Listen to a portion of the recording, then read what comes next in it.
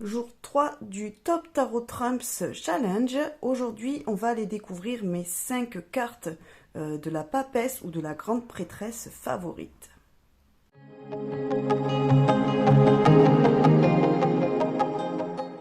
Coucou les amis, j'espère que vous allez bien. Je suis ravie de vous retrouver aujourd'hui pour ce 3e jour du Top Tarot Trumps Challenge qui a été lancé par Musings by Masha et que j'ai découvert sur la chaîne de Yena Soul Shadow.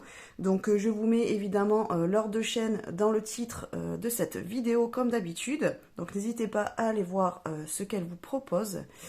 Aujourd'hui, donc c'est le 3e jour, donc la 3e arcane, enfin le 3e arcane, et c'est celle de la papesse dans le tarot de Marseille ou de la grande prêtresse dans le Rider-Waite-Smith.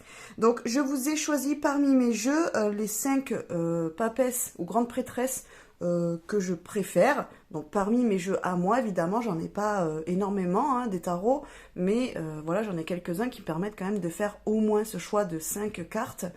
Et comme dans les 2 précédentes vidéos, donc si vous ne les avez pas vues, je vous invite à aller les regarder. Elles sont dans mes vidéos, en fait. Vous avez celle du fou et celle du magicien qui ont été faites déjà. Voilà. Donc, pour aujourd'hui, la grande prêtresse ou la papesse. J'ai choisi en premier celle, donc c'est la grande prêtresse du jeu, le tarot des cristaux. Donc je vais vous montrer. Donc c'est celui-là, voilà. Donc c'est un tarot donc illustré par Roberta Hopwood et qui est de Jane Wallace. Voilà. Donc j'en ai fait la présentation, donc vous la retrouvez dans ma playlist, ma cartothèque, si ça vous intéresse de découvrir ce jeu dans son intégralité. Alors j'ai choisi cette grande prêtresse parce que je la trouve très belle. Déjà c'est vraiment une question esthétique. Déjà franchement j'adore ce bleu. Je trouve que ça va beaucoup avec l'énergie de la grande prêtresse. J'aime beaucoup aussi la phrase qu'ils ont associée avec, qui est « Mon intuition me guide vers la vérité ». J'aime beaucoup ce halo lumineux qui sort de son 3e œil, donc qui montre que vraiment la grande prêtresse, elle est hyper connectée. Là, le livre avec la clé, eh bien, ça représente quand même tous les secrets dont elle est la gardienne. J'aime beaucoup le symbole de la triple lune aussi là pour par exemple si vous voulez utiliser les cartes dans la magie, vous pouvez l'utiliser par exemple pour représenter la triple lune, donc la triple déesse. Moi je trouve que c'est super chouette en fait, là après avec les cristaux et tout. Alors ça reprend les codes quand même avec les 2 poteaux derrière que l'on retrouve normalement sur la carte de la papesse ou de la grande prêtresse. On retrouve quand même les codes de la carte. Le seul truc c'est que là elle est debout, elle n'est pas assise comme dans beaucoup de cartes en fait. En général la grande prêtresse elle est assise sur un trône. Alors le livre il est soit ouvert soit fermé, ça dépend des illustrations, vous pouvez retrouver les 2. Ici le livre est fermé mais elle nous montre bien quand même la clé, donc que voilà, c'est un livre important, qu'elle est vraiment la gardienne de secrets quand même assez important, soit pour elle, soit pour nous, soit pour le monde entier. J'aime beaucoup, franchement la carte elle est vraiment très belle, très inspirante.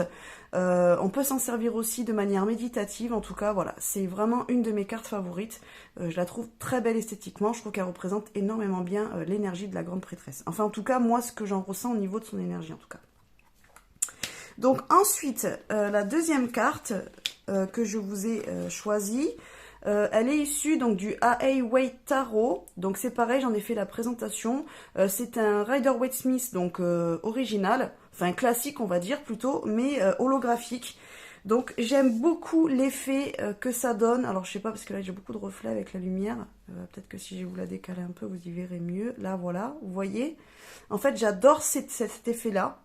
Et je trouve que ça met énormément en avant, que ça met en valeur la carte de la grande prêtresse. Voilà, donc là c'est quand même la version classique, hein, on retrouve vraiment voilà l'arcane classique du Rider-Waite-Smith avec les 2 poteaux, là comme je vous disais comme sur la première carte, avec le B et le J. Donc voilà, on a vraiment le nom de la grande prêtresse, elle a vraiment son parchemin, donc là c'est un parchemin, c'est pas un livre qu'elle a dans les mains, avec écrit Torah dessus. Avec aussi, on retrouve un petit peu le symbole de la triple lune ici. Voilà, donc c'est pareil, j'aime beaucoup cet effet en fait, même si elle est classique, l'effet holographique lui donne un petit côté mystérieux qui rajoute à la valeur au niveau de l'interprétation et de la signification de la carte. Bon, après, c'est hyper personnel, hein. Soit on aime, soit on n'aime pas. Après, on peut se dire, bah oui, en fait, c'est juste la grande prêtresse classique. Mais moi, j'aime beaucoup son visage aussi, il fait doux. Voilà, j'ai plusieurs Rider-Waite classiques et j'aime bien celui-là, j'aime bien son visage. Voilà pour la deuxième grande prêtresse que j'ai choisie. Alors attendez, j'essaie de mettre la lumière pour que ça vous gêne moins, parce que là il y a plein de reflets maintenant. Ah, j'avais réussi à la caler. Hop, si je mets comme ça, est-ce que c'est mieux? Ouais, c'est peut-être mieux. Allez. Ok, donc pour la troisième carte, donc on est sur la papesse qui est issue. Donc attendez, je vous attrape le jeu. Donc du tarot, du tarot de la sorcière et de la roue de l'année. Donc là, je vous avais montré le mât déjà de ce jeu-là. Donc dans la première vidéo du challenge.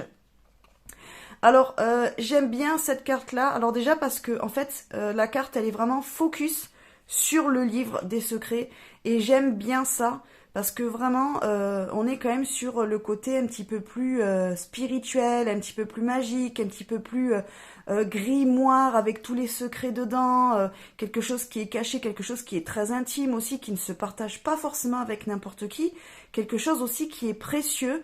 Et j'aime bien le fait d'avoir focalisé la papesse vraiment, enfin disons que fait le focus sur le livre en fait, plutôt que sur le personnage en lui-même que l'on ne voit pas. Donc en plus comme ça, ben, on peut se l'imaginer un petit peu comme on veut. On peut la voir jeune, on peut la voir plus âgée, on peut la voir belle, on peut la voir, on va dire, classique. On peut la voir peut-être ornée de beaucoup de choses, parce que là on voit qu'elle a quand même un costume assez orné richement, donc on peut imaginer quelqu'un avec des ornements, voilà, un petit peu aussi avec une couronne ou des choses comme ça, ou alors quelqu'un avec simplement un habit comme ça, un petit peu comme les prêtres, avec la robe en fait, mais pas forcément plus riche au niveau des ornements, par exemple sur la tête, par exemple, on peut l'imaginer avec un voile comme là, ou pas du tout. J'aime bien ce côté-là. Moi, j'aime bien le fait d'avoir vraiment accentué la carte sur ça. Ça nous permet quand même d'avoir une autre symbolique, une autre interprétation de la papesse. Et voilà, j'aime bien, je la trouve très belle, très réussie. Voilà. Ensuite, pour la quatrième carte favorite, donc elle est issue, donc c'est la grande prêtresse, issue du tarot Histoire de sorcière. Je vous le montre. Voilà, désolée, je ne peux pas vous le montrer en entier.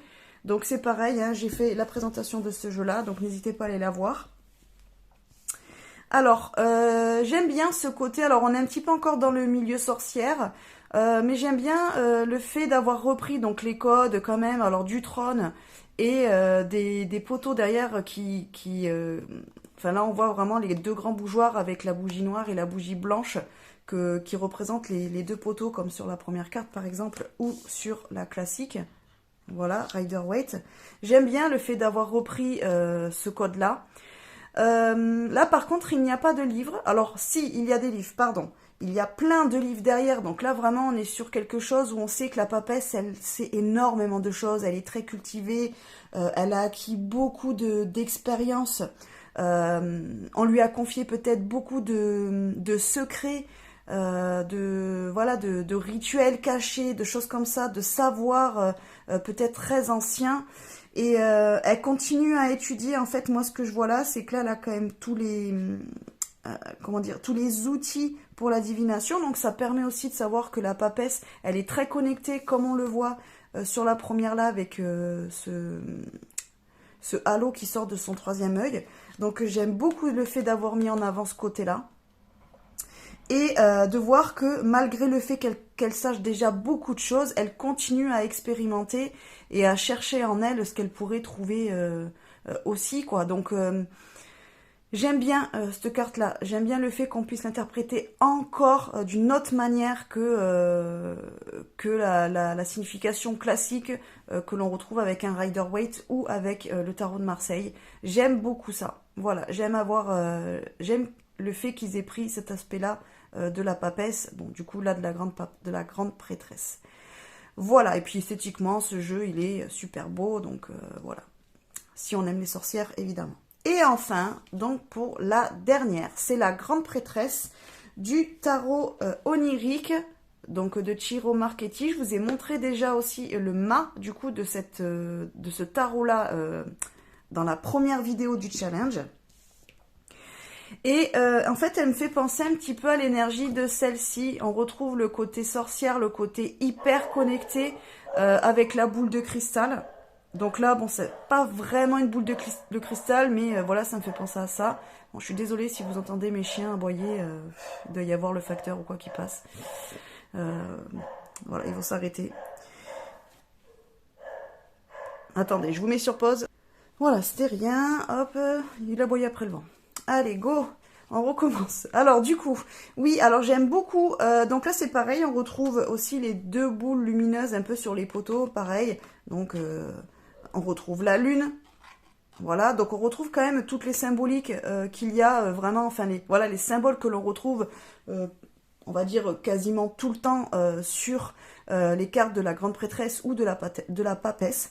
Mais voilà, j'aime bien encore ce côté hyper connecté au monde spirituel, hyper connecté aux mondes invisibles, hyper connecté peut-être aussi à la conscience humaine, peut-être à l'égrégore humain aussi, je ne sais pas, on peut imaginer beaucoup de choses. Pour moi, elle est hyper connectée et presque, ben en fait, elle tire aussi les secrets, on va dire, de l'humanité à travers cette connexion qu'elle a avec la spiritualité, avec ce qui l'entoure. Pas forcément, elle ne l'a pas peut-être eu que par l'apprentissage ou par ce qu'on lui aurait confié ou ce qu'elle aurait lu, par exemple, ou expérimenté. Vraiment, j'aime bien aussi ce côté-là, vraiment grande prêtresse magicienne. Voilà, hyper connectée, on la voit avec les yeux fermés, donc c'est un petit peu comme si voilà, elle était en canalisation là. Vraiment, j'aime beaucoup. J'aime bien cette carte-là aussi. Alors, bon, de toutes, c'est pas forcément ma préférée, mais parmi mes jeux, voilà, elle fait partie quand même de mes favoris parce que j'aime bien ce côté-là hyper connecté, comme je viens de vous le dire. Voilà, donc vous le voyez, de toute façon, dans mes cartes que j'ai choisies, j'ai un petit peu choisi avec la même symbolique. Et puis voilà, esthétiquement, j'aime bien, c'est sympa. Voilà, ça change un petit peu de la classique, quoi. Voilà, du coup, pour la grande prêtresse ou notre chère papesse. Voilà. Bon, bah écoutez, n'hésitez pas à me dire en commentaire si vous connaissez l'un de ces jeux, si vous l'avez, si vous aussi vous aimez ces cartes-là ou pas. Dites-moi, ben, vous, par exemple, la grande prêtresse ou la papesse que vous préférez tirer d'un jeu que vous avez peut-être ou que vous connaissez. Hein. N'hésitez pas à me faire découvrir aussi vos goûts et peut-être d'autres des jeux que je ne connais pas, hein, parce que même si j'en ai quelques-uns, je ne connais pas tous les jeux non plus. Donc c'est toujours intéressant d'élargir ses connaissances. Donc n'hésitez pas. N'hésitez pas non plus à liker, à partager la vidéo et puis à vous abonner à la chaîne si ce n'est pas déjà fait.